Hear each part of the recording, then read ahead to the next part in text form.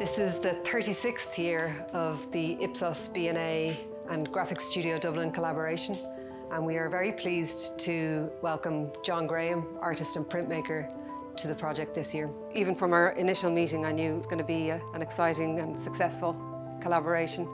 I don't really make images of things in the external world. I don't reference directly other things, people or objects. I work really from the material itself and from the processes themselves. So as images emerge, they emerge through those processes. They're, in a sense, images of those processes and images of the material of those processes. So you can see here where I'm simulating really etched lines, thinking and reconsidering the overall shape.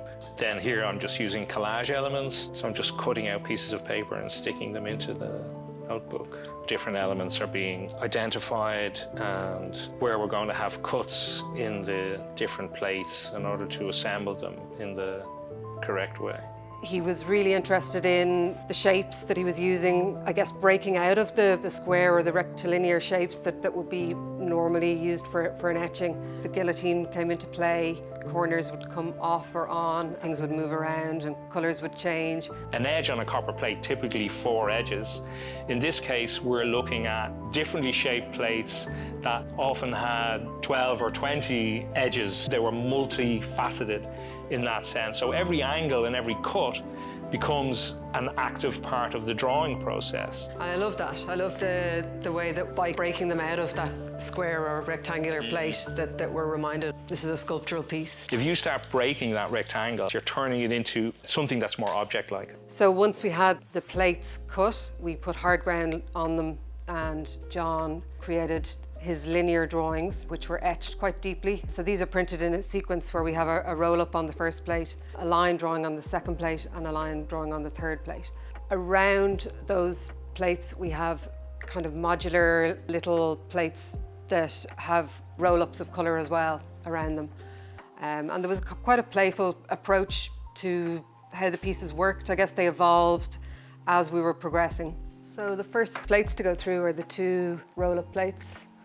So everything needs to be perfectly aligned. So we have a backing sheet that has a little map of everything. It's probably one of the tightest registrations that we've had, just in that everything needs to line up and any little movement will make a big difference in it. That looks great. Lovely seeing a print being pulled. So we didn't really want to resolve any image until we had all 3 to a certain point. And at that point, we kind of proofed the 3 of them together, I guess, in a way. Only at the very final moment, we kind of signed off on them. And then I think even still, John needed to let them sort of settle in his mind. So even in that final stage, or what we might think is a final stage, sometimes you change your mind and you see something unexpected or you see something different. And hopefully images become better. Our preoccupations with them hopefully make them better. That's the intention.